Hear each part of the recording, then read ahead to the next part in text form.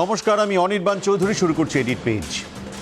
পশ্চিমবঙ্গের নির্বাচন আগামী বছর, আর আমেরিকায় আর কয়েক মাস পরেই ভোট হবার কথা। দুই ভোটের মিল কোথায় বলুন তো? ফেসবুকে এই রসিকতা খুব ঘুরছে। ফেসবুকে নেটিজেনরাই উত্তর দিচ্ছেন, দুই ভোটেই পদ্ম বা কমল আছে। পশ্চিমবঙ্গে কমল বা পদ্ম বিজেপির প্রতীক। বিজেপি এই নির্বাচনে অন্যতম কড়া প্রতিদ্বন্দ্বী তৃণমূল কংগ্রেসের। আর আমেরিকায় উপরাষ্ট্রপতি পদে ডেমোক্র্যাট প্রার্থী নির্বাচিত হয়েছেন কামালা হ্যারিস। কামালা হ্যারিস মার্কিন উপরাষ্ট্রপতি পদে প্রথম ভারতীয় বংশোদ্ভূত প্রার্থী। তার নামে কমল বা পদ্মের উৎস খুঁজে পাচ্ছে নেটিজেনরা। রসিকতা হিসেবে এটা ঠিক আছে, কিন্তু আসলে তার নাম কমলা দেবী হ্যারিস, মানে পদ্ম নয়, তিনি পদ্মাসনা লক্ষ্মী। তার কল্যাণে ডেমোক্র্যাটদের এই যাত্রায় লক্ষ্মী লাভ হয় কিনা সেটা দেখার।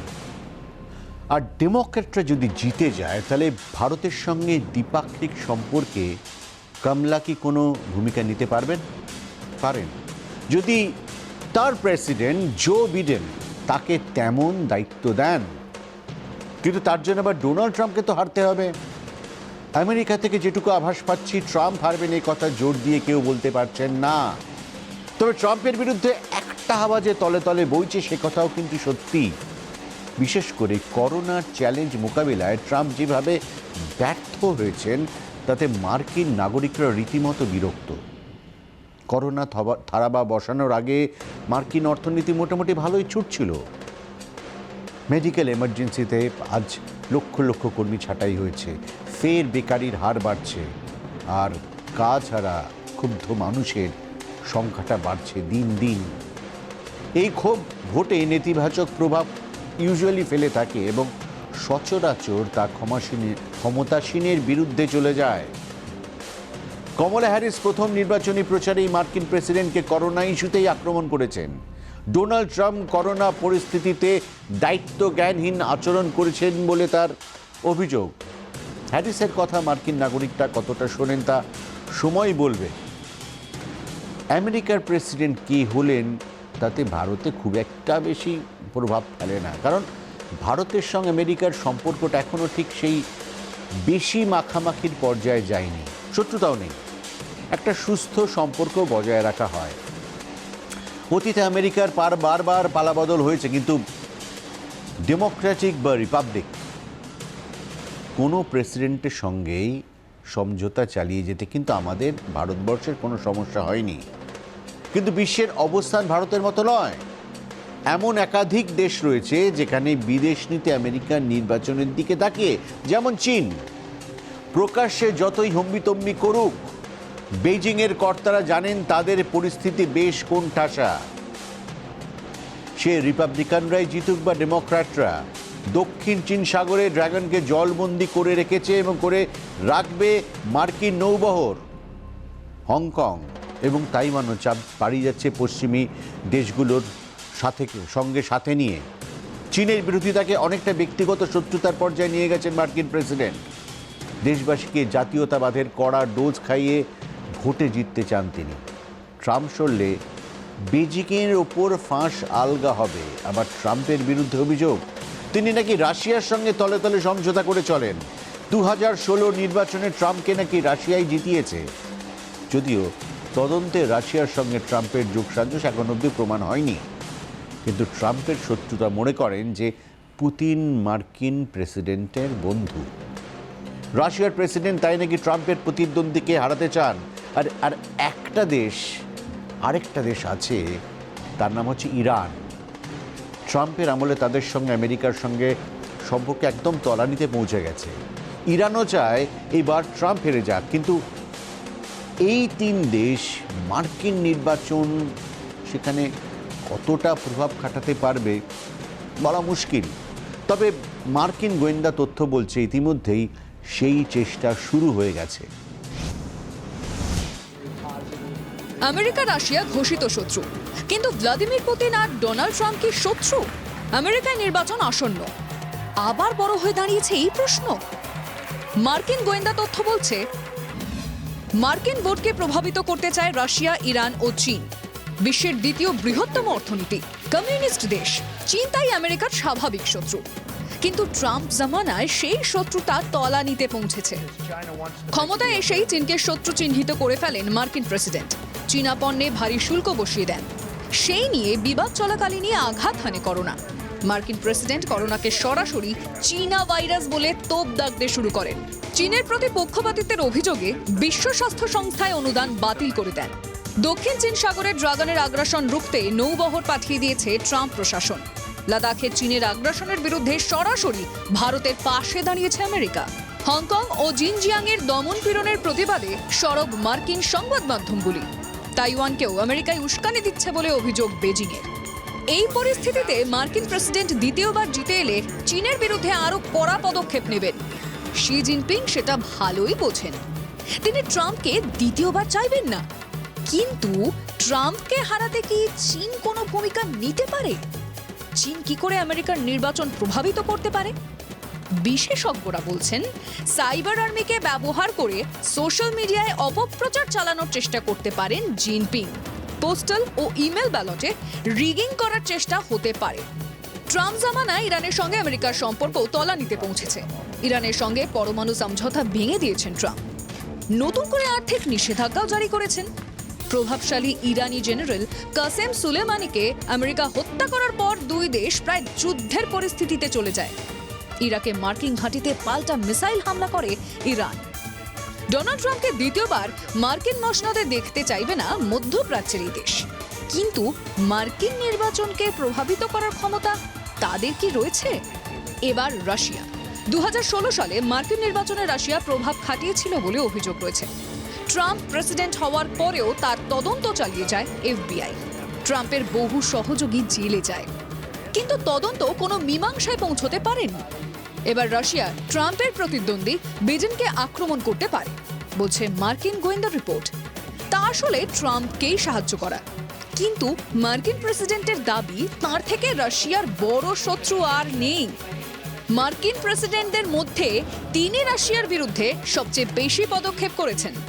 দ্বিতীয় বিশ্বযুদ্ধের পর থেকেই আমেরিকা সুপার পাওয়ার। তাই আমেরিকার কুর্সিতে কে বসেন তা নিয়ে আগ্রহ থাকে গোটা বিশ্বেই। ডোনাল্ড ট্রাম্প আসার পর মার্কিন প্রেসিডেন্সি নিয়ে আগ্রহ আরও বেড়ে গেছে। ট্রাম্প জিতলে মার্কিন বিদেশ নীতি একরকম হবে, আর ট্রাম্প হারলে আর এক রকম হবে। তাই মার্কিন নির্বাচনে নাক গলাতে চায় অনেকেই। ব্যুরো রিপোর্ট, জি24 ঘন্টা। ডোনাল্ড ট্রাম্পকে তাহলে রাশিয়া জিতিয়েছে? না, ডোনাল্ড ট্রাম্পকে জিতিয়েছেন তারই দেশবাসী। এবার যদি ট্রাম্প জেতেন তাহলে তারাই জেতাবেন, যদি হারেন তারাই হারাবেন।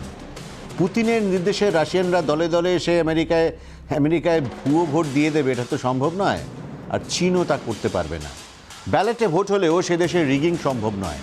তাহলে মার্কিন নির্বাচনে এই দেশগুলির কী প্রভাব পড়তে পারে? প্রভাব পড়ে প্রচার। আমেরিকার ভোট প্রচার এখন সিংহভাগ ডিজিটাল। এমনকি ট্রাম্প বা বিডেনের কোথাও জনসভা থাকলে তার ঘোষণাও কিন্তু সোশ্যাল মিডিয়াতেই করা হয়। সম্প্রতি ট্রাম্প একটা জনসভায় খুব একটা ভিড় দেখেননি সামনে। মার্কিন প্রেসিডেন্ট মনে করলেন যে ওটা চীনেরই কারসাজি। বেজিংয়ের হ্যাকাররাই নাকি ইন্টারনেটে ট্রাম্পের রিচ কমিয়ে দিয়েছেন। এমন দাবির পেছনে সারবত্তা কতটা আছে জানা নেই, তবে মার্কিন গোয়েন্দারা সন্দেহ করেন এমনটা হলেও হতে পারে। রাশিয়ান বা চীনা হ্যাকাররা মার্কিন প্রেসিডেন্ট প্রার্থীদের তাদের প্রচারকে প্রভাবিত করতে পারে, অপপ্রচারও করতে পারে। অবশ্য ট্রাম্প নিজেও এমন কাজকর্ম করেন, সে শত্রুর প্রয়োজন হয় না। স্কুল খোলার সিদ্ধান্ত যেমন একটা সিদ্ধান্ত। ভরা করোনার মরশুমে স্কুল খোলার অনুমতি দিয়ে দিয়েছেন মার্কিন প্রেসিডেন্ট। ফল কি হয়েছে? মাত্র 2 সপ্তাহে প্রায় 1 লক্ষ স্কুল ছাত্র নতুন করে করোনা সংক্রমিত হয়েছেন।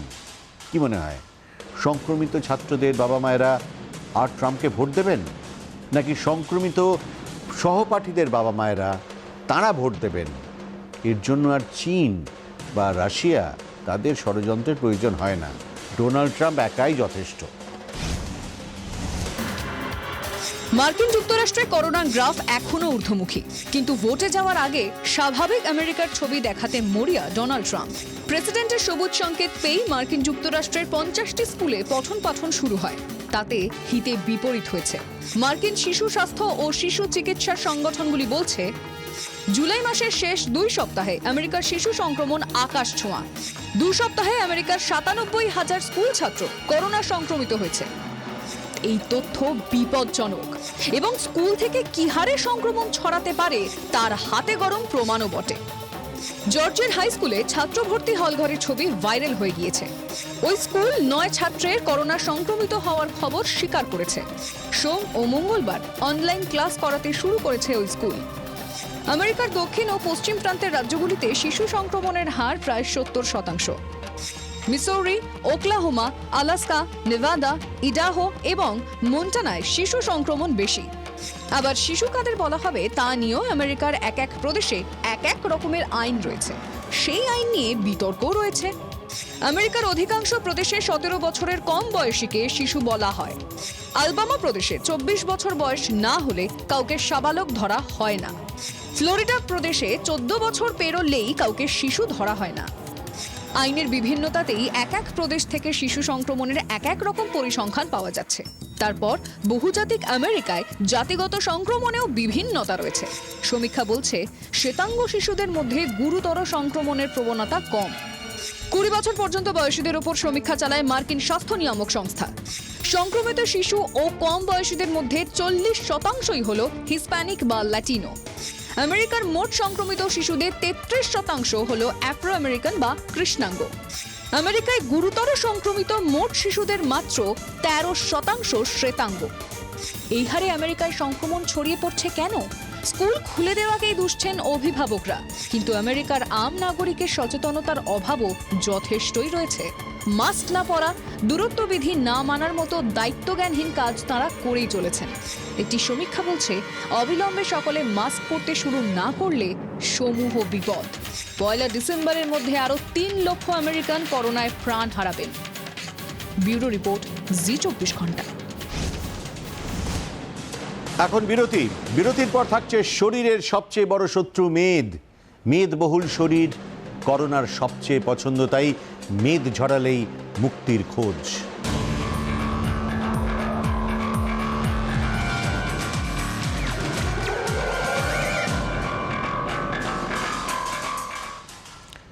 মেদ ঝরালেই সুস্থ থাকাটা সহজ হয়ে যাবে, আমি নয়, এ কথা বলছেন ব্রিটেনের প্রধানমন্ত্রী মেদবহুল বরিস জনসন। তিনি করোনা আক্রান্ত হয়েছেন এবং সুস্থ হয়ে উঠেছেন। এই অসুস্থতার সময় তিনি বুঝেছেন যে অতিরিক্ত ওজন কোভিডের সঙ্গে লড়াই করার ক্ষমতা অনেকটাই কমিয়ে দেয়। নিজের এই অভিজ্ঞতাকে সামনে রেখে তামাম ব্রিটেনকে ফিট থাকার পরামর্শ দিয়েছেন বরিস। শুধু কোভিড কেন, তিনি বলছেন একটু এক্সারসাইজ করলে সব অসুখের সঙ্গেই লড়াই করার শক্তি বাড়ে। সেই মতো ব্রিটেনে নতুন কিছু স্বাস্থ্যনীতির কথাও ভাবা হচ্ছে রাত 9টার আগে জাঙ্ক ফুডের বিজ্ঞাপনের নিষেধাজ্ঞা জারি করে চোখের খিদে আটকানো যায় কিনা, এবং দোকানের ভিতরে অস্বাস্থ্যকর খাবারের বিজ্ঞাপনের ব্যবহার কমিয়ে ক্রেতাদের নজর অন্যদিকে ঘোরানো যায় কিনা। অতিরিক্ত মেদ শরীরের বিভিন্ন সমস্যা বাড়িয়ে দেয়, কিন্তু সেই সমস্যা সমাধানে সরকার আগে নিজেকে কিন্তু আগ্রহী হতে হয়। অনেকেই আছি আমরা যারা জিমের মেম্বার, কিন্তু শেষ কবে ওয়ার্কআউট করেছি মনে নেই। অনেকে আবার রোজ ভাবেন কাল থেকেই নিয়ম করে হাঁটতে যাব, কিন্তু সেই কাল আর কোনো দিনই আসে না। পশ্চিমের একাধিক দেশে, বিশেষত আমেরিকায়, ওবেসিটি বা অতিরিক্ত মেদ কিন্তু একটা মস্ত বড় সমস্যা। তথ্য বলছে ব্রিটেনের 3 ভাগের 2 ভাগ মানুষই ওভারওয়েট। 2018-19 সালে শুধুমাত্র ওজন সংক্রান্ত সমস্যায় 8,76,000 মানুষকে হাসপাতালে ভর্তি হতে হয়েছে। মাত্রাতিরিক্ত ওজনের জন্য সমস্যা মহিলাদের তুলনায় পুরুষদের বেশি হয়, কিন্তু বরিস যা বলছেন তা কি বিজ্ঞান মতে সত্যি? মেয়েদের সঙ্গে কি করোনার সরাসরি সম্পর্ক আছে? বিজ্ঞানীরা কিন্তু বরিসের পক্ষেই কথা বলছেন একটা নয়, ওবেসিটি মানুষকে বিভিন্ন দিক দিয়ে দুর্বল করে দেয়।